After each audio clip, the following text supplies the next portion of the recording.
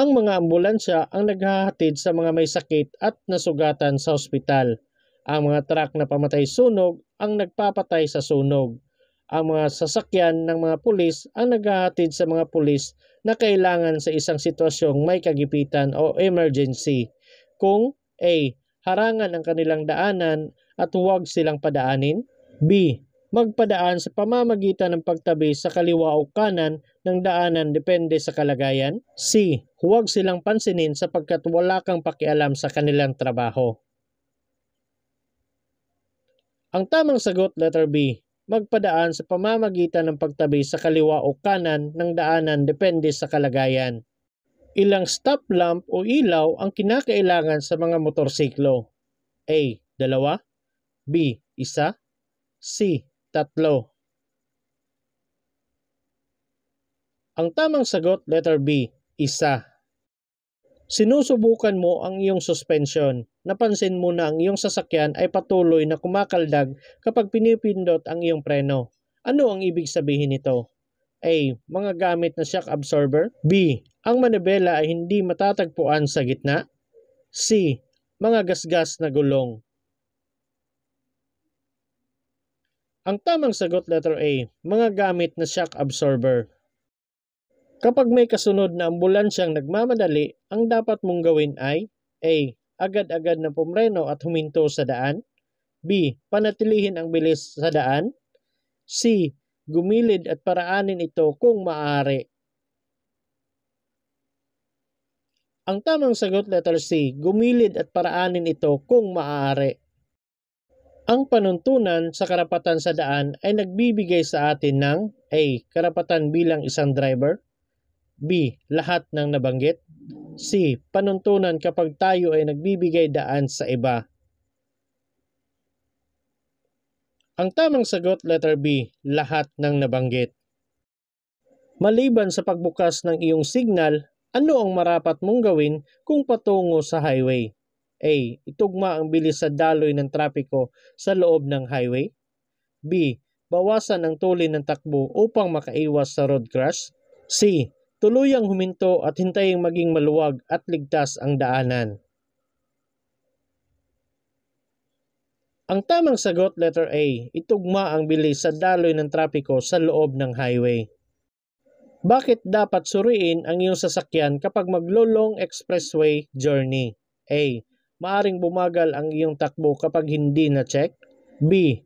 Ang mabilis na pagpapatakbo ay maaring magdulot ng pagkasira ng iyong sasakyan. C. Hindi nag-aayos ng sira ang mga istasyon ng serbisyo sa expressway. Ang tamang sagot, letter B.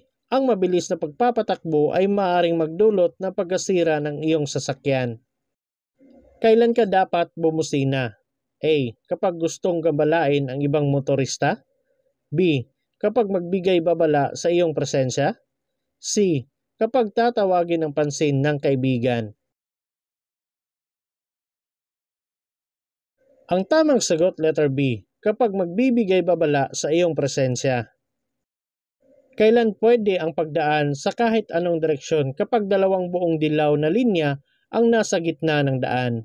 A. Ang pagdaan ay hindi maaari sa dalawang buong dilaw na linya. B. Sumunod sa mabagal na truck. C. Nasa expressway lamang. Ang tamang sagot, letter A. Ang pagdaan ay hindi maaari sa dalawang buong dilaw na linya. Alin sa mga sumusunod ang katotohanan tungkol sa mga seatbelt? A. Ang mga seatbelt ay napatunayan na nakakasagip ng buhay kaya't ang bawat sumasakay sa sasakyan ay dapat magsuot ng angkop na proteksyon. B. Ang driver lang ang dapat magsuot ng seatbelt. C. Ang driver lang at ang pasahero sa harap ay dapat magsuot ng seatbelt. Ang tamang sagot, letter A. Ang mga seatbelt ay napatunayan na nakakasagip ng mga buhay kaya't ang bawat sumasakay sa sasakyan ay dapat magsuot ng angkop na proteksyon. Ano ang iyong dapat gawin pagkatapos lumiko sa kaliwa? A. Manatili sa pinakakanan na kalsada. B. Pumunta sa loob o kaliwa ng lane. C. Panatilihing nakailaw ang sinyas pangliko. Ang tamang sagot letter B, pumunta sa loob o kaliwa ng lane. Nagkakaroon ng road rage sa mga motorista tuwing A. Hindi alam ang alinmang panig ang mga tutuntunin at regulasyong pantrapiko. B. Walang nag-uumpisa ng ikakagalit ng isa. C. Ginalit ng alinmang panig ang isa pang panig.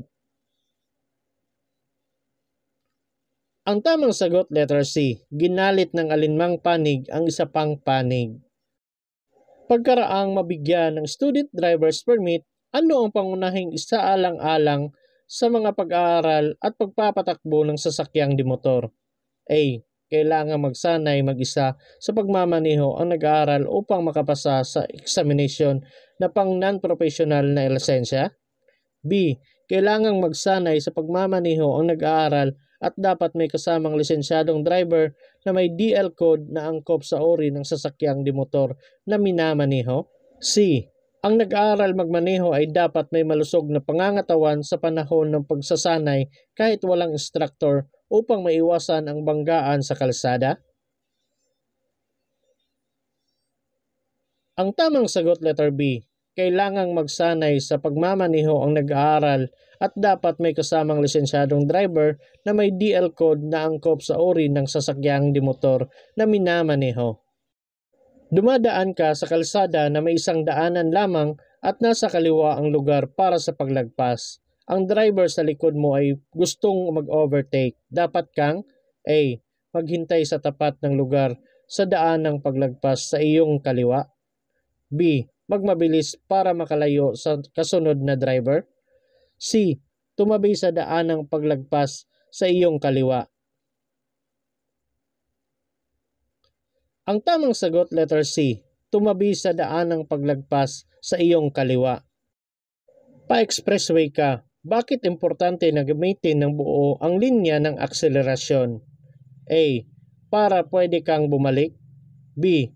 Para mapabilis ang bilis katulad ng trapiko sa expressway. C. Dahil mayroong espasyo para sa pagliko kung kinakailangan. Ang tamang sagot letter B. Para mapabilis ang bilis katulad ng trapiko sa expressway. Ang student driver ay hindi pinapayagang A. Magmaneho ng walang student driver's permit. B. Magmaneho ng walang kasamang kwalipikadong nagtuturo. C. Lahat ng nabanggit. Ang tamang sagot letter C. Lahat ng nabanggit. Ang signal sa pagliko ay dapat gamitin. A. Habang patungo sa intersection. B. Bago umalis sa intersection. C. Bago lumiko sa intersection. Ang tamang sagot letter C. Bago lumiko sa intersection. Ang ibang mga sign ay tinatawag na direksyon sa linya. Lumilitaw sila para idirekta ka sa tamang linya. Kapag nakita mo ang aktwal na sangangdaan, madalas silang nakikita A. Pagkatapos ng sangangdaan. B. Bago ang sangangdaan. C. Sa sangangdaan. Ang tamang sagot letter B. Bago ang sangangdaan. Sa linya ng paghinto bago ang tawiran ng mga tao, ang driver ay nasahang A. Huminto. B. Umapak sa preno. C. Magpatuloy. Ang tamang sagot letter A. Huminto. Kapag lumiko sa isang sangangdaan, kailangan mo bang magbigay daan sa mga taong naglalakad? A. Oo. Ang driver na paliko sa kaliwa o kanan ay dapat magbigay daan sa taong naglalakad. B. Oo kapag paliko lamang sa kaliwa. C. Oo kapag paliko lamang sa kanan. Ang tamang sagot letter A. Oo, ang driver na paliko sa kaliwa o kanan ay dapat magbigay daan sa taong naglalakad. Ang dubling putol-putol na puting linya sa kalsada ay nangangahulugang A. Ipinagbabawal ang pag-overtake sa kanang bahagi ng kalsada. B. Ipinagbabawal ang pag-overtake sa kaliwang bahagi ng kalsada. C. Pinahihintulutan ang pag-overtake sa kaliwa o kanang bahagi ng kalsada kung walang panganib.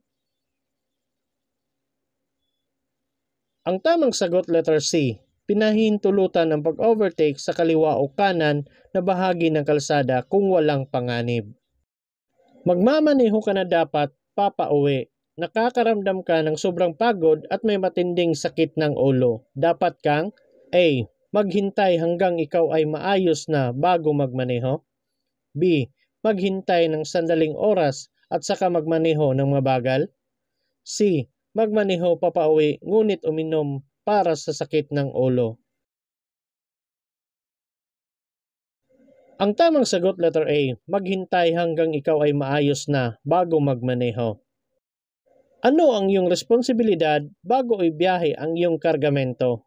A. Siguraduhin na ang kargamento ay nasa maayos na kalagayan. B. Lahat ng pagpipilian ay tama. C. Siguraduhin na ang mga kargamento ay nasa listahan o manipesto. Ang tamang sagot letter B. Lahat ng pagpipilian ay tama. Alin sa mga sitwasyong ito ang hindi mo dapat subukang mag-overtake? A. Sa gabi. B. Sa isang bulag na kurbada. C. Kapag umuulan. Ang tamang sagot letter B. Sa isang bulag na kurbada. Kung walang manual, ang mga gulong ay maaaring lagyan ng hangin habang ito ay malamig na may puwersa na A. Dagdagan ng 4 to 5 PSI sa maximum na puwersa. B. Dagdagan ng 2 to 4 PSI sa maximum na puwersa. C. Bawasan ng 4 to 6 PSI sa maximum na puwersa. Ang tamang sagot letter C. Bawasan ng 4 to 6 PSI sa maximum na puwersa. Ilang mga bumbilya ang pinapayagan sa bawat auxiliary lamp? A. 6. B. 10. C. 8. Ang tamang sagot letter A. 6. Ang sinyas na ito ay nagsasaad ng babala sa mga motorista na maaring may mapanganib sa daan. A. Regulatory sign. B. Informative sign. C. Warning sign. Ang tamang sagot letter C. Warning sign.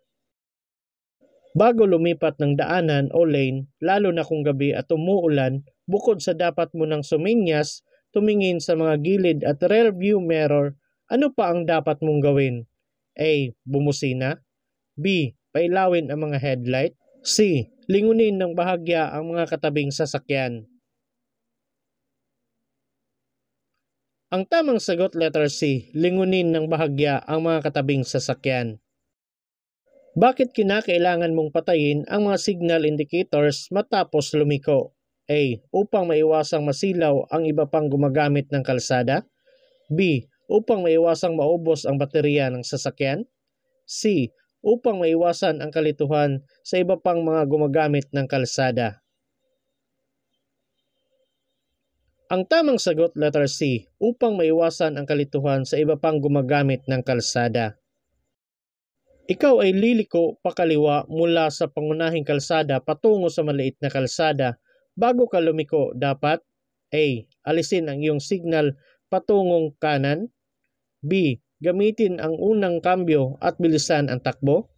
C. Suriin ang mga sasakyan na maaaring mag-overtake sa kaliwa. Ang tamang sagot letter C. Suriin ang mga sasakyan na maaaring mag-overtake sa kaliwa. Ang lubid ay hindi dapat gamitin na pangtali sa mga kargamento na A. Mga sako. B. Plansyang bakal. C. Mga tabla ng kahoy. Ang tamang sagot letter B. Plansyang bakal. Ano ang isa sa mga kinakailangan para makapagmaneho ng taxi? A. Selyo ng Import Commodity Clearance. B. Taximeter na aprobado at may selyo ng LTFRB. C. Permit tricks para sa mga pasahero. Ang tamang sagot letter B. Taximeter na aprobado at may selyo ng LTFRB.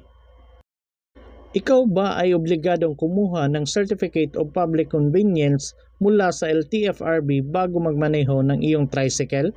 A. Depende sa sakop ng biyahe. B. Oo. C. Hindi. Ang tamang sagot, letter C. Hindi. Ano ang dapat na kambyo habang nagbababa ng mga estudyante? A. Sa paatras na kambyo. B. Sa neutral. C. Sa unang kambyo. Ang tamang sagot, letter B. Sa neutral.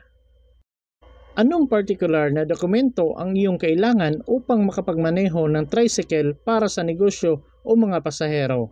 A. Motorized Tricycle Operator's Permit. B. Mechanized Tricycle Operator's Permit. C. Municipal Tricycle Operator's Permit. Ang tamang sagot, letter A. Motorized Tricycle Operator's Permit. Ilang araw dapat maayos ang iyong Temporary Operator's Permit upang maiwasan ang pagkakasuspinde? A. Sa loob ng 10 araw. B. Sa loob ng 5 araw. C. Sa loob ng 3 araw. Ang tamang sagot, letter B. Sa loob ng 5 araw. Ang mga pasahero ay maaring magmadali upang bumaba habang papalapit ka sa isang hintuan ng jeep. Ano ang dapat mong gawin upang mabawasan ang panganib? A. Payuhan ang mga pasahero na maghintay hanggang sa huminto na ang sasakyan. B. Igiit na manatili ang mga pasahero hanggang sa huminto ang jeep. C. Huminto bago makarating sa tamang hintuan at hayaang bumaba ang mga pasahero. Ang tamang sagot, letter A. Payuhan ang mga pasahero na maghintay hanggang sa huminto na ang sasakyan. Anong uri ng sasakyan ang pinapayagan na magmay-ari ng lisensya ng isang professional na driver para sa mga maliliit na sasakyan? A. Pampublikong sasakyan hanggang sa 1,600 kg gross vehicle weight. B. Pampublikong utility ng sasakyan na lagpas sa 4,000 kg gross vehicle weight. C. Pampublikong sasakyan hanggang sa 4,500 kg gross vehicle weight. Ang tamang sagot, letter C. Pampublikong sasakyan hanggang sa 4,500 kg gross vehicle weight. Maaari bang magsuot ng tsinelas ang isang professional na driver ng isang pampublikong sasakyan habang namamasada basta't siya ang may-ari ng sasakyan? A. Hindi. Lahat ng professional na driver na namamasada ay dapat magsuot ng sapatos. B. Hindi. Masususpende ang kanyang Certificate of Public Convenience. C. Oo. Ang driver, may-ari ng sasakyan ay pinahihintulutan. Ang tamang sagot, letter A. Hindi. Lahat ng professional na driver na namamasada ay dapat magsuot ng sapatos. Ano ang dapat mong gawin kung napalagpas ka sa paghinto ng bus upang maibaba ang iyong mag-aaral? A. Mag-U-turn pagkatapos ibaba ang mag-aaral. B. Tawagan ang school coordinator o magulang at maghintay ng abiso. C. Ibaba ang mag-aaral sa susunod na hintuan ng bus. Ang tamang sagot, letter A. Mag-U-turn pagkatapos ibaba ang mag-aaral. Ano ang iyong gagawin kung kulang sa pamasahe ang iyong pasahero? A. Kunin ang mahalagang bagay ng pasahero katumbas ng pamasahe. B. Tanggapin ang pamasahe at sabihan ng maayos ang pasahero na magdala ng sapat na pamasahe sa susunod. C. Papirmahin ang pasahero upang bayaran niya ang kakulangan sa pamasahe sa susunod na araw. Ang tamang sagot, letter B. Tanggapin ang pamasahe at sabihan ng maayos ang pasahero na magdala ng sapat na pamasahe sa susunod. Ano ang madalas na dahilan kung bakit bumabaliko ang trailer? A. Naninikit ang preno. B. Sobra sa haba ang mga kargamento. C. Mabigat na kargamento. Ang tamang sagot, letter A, naninikit ang preno. Maaari mo bang putulin ang iyong biyahe habang mayroon kang mga pasahero kung mabigat ang daloy ng trapiko? A. Ito ay pinahihintulutan kung ibabalik ng driver ang pamasahe ng mga pasahero. B. Ito ay pinahihintulutan kung sumang-ayon ang mga pasahero. C. Hindi ito pinahihintulutan at ito ay labag sa batas ng LTFRB at ng LTO. Ang tamang sagot, letter C. Hindi ito pinahintulutan at ito ay labag sa batas ng LTFRB at ng LTO. Sa panahon ng malakas na ulan, ano ang dapat mong gawin kapag ang dalawa mong regular na pasahero ay sinubukang sumakay sa iyong tricycle na pupunta sa iba't ibang direksyon? A.